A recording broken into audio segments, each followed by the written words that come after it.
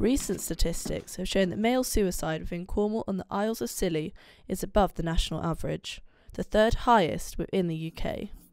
This would suggest the stigma attached to the term "be a man" still needs to be broken. I spoke to John Gladstone, the chief executive of the local Penryn mental health charity Carrick Mind. He felt a way to encourage men to speak out would be to visit them in the workplace. To the workplace where men traditionally work, like construction industry, docks down here as an example, or I know there are some successful schemes around the country that centre around football clubs. And so places where men will naturally go and perhaps feel more encouraged to go, and then you start a conversation in those settings. A good environment for people to come to in a very informal setting, and we've got a big shed at the top of the allotment plot so people can come and have a cup of tea.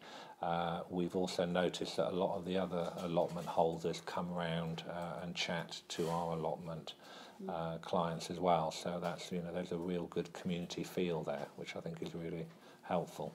Yeah. And do you think you're going to change any of your programmes at all with the new statistics about male suicide at all? Yes, I think that one thing we are looking at is to look at how we can access men and try and get them to perhaps come forward and seek help. And so I think we're going to look at schemes like the allotment scheme and perhaps activity-orientated groups, so perhaps a walking group or something like that.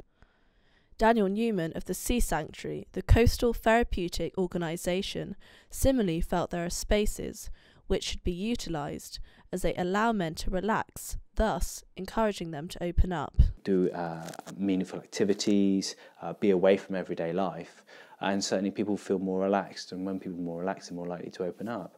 Whereas if you put people into sort of very uninspiring places, people are going to be less likely to talk about their feelings. Yeah. Newman's Coastal Therapy includes a 4-day residential Sail for Life programme. This involves groups of up to 6 living aboard and carrying out group discussions about mental health. From my personal experience, I've always been around the sea and always enjoyed being on the water, the feeling I get from it, whether it's the motion, the distance from land, the distance from everyday life. It feels a lot more relaxing. You seem to be away from all the stresses, the sounds of the sounds of traffic. For me, it's a more relaxing place. You may see seals, we've seen dolphins out on the water, watching wildlife on the shoreline. These are all things which people benefit from, and also we know that being in a natural environment is good for our health.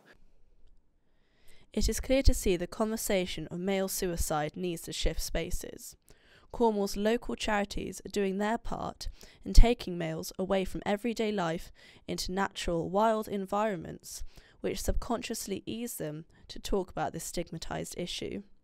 Through activities, it takes away the focus on the males, and it naturally encourages them to speak. This is Phoebe Eckersley for True Foul.